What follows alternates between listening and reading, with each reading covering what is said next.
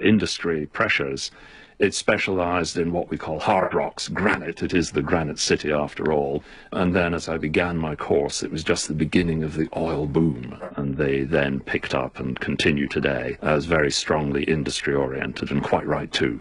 But that wasn't exactly my interest. Well, luckily for you, there was one paleontologist at Aberdeen who became a great inspiration for you, Nigel Trewin, now emeritus professor there.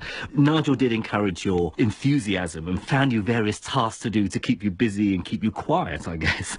How influential was that time as an undergraduate in shaping your future career?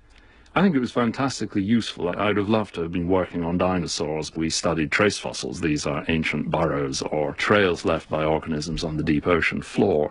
So it was useful not to get straight into dinosaurs in retrospect, although much as I would have loved to have done it at the time. It's good to broaden one's background, and Nigel was fantastically encouraging and helped me learn how to be random observations into some research that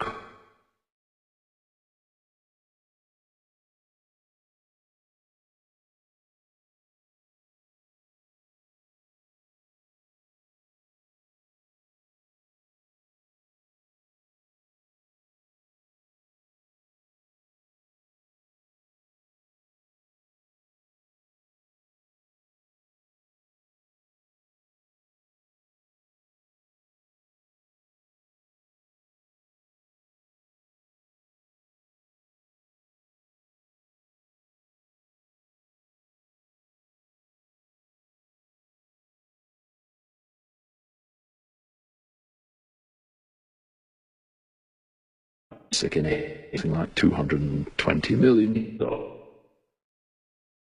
So I got very into aware of the fact that the only person in the world who studied them at that time was Alec Walker, who was on the academic staff at the University of Newcastle. So I must have been a real pain. I bombarded him with letters, no email in those days, of course. Got the funding for a PhD and more or less thrust myself upon him and said, here I am, I'm going to start. And he said, oh, right, okay. And so I was given the task of working on one of these beasts. Well, Mike Benton, you're now Professor of Vertebrate Paleontology at the University of Bristol. So what does a typical day in the life of a paleontologist look like? In a typical day, I might see 3 or 4 students at different points, planning trips, giving a lecture during term time, writing papers, going to the lab when I can, not as often as I hope to. So much of what I do is statistical and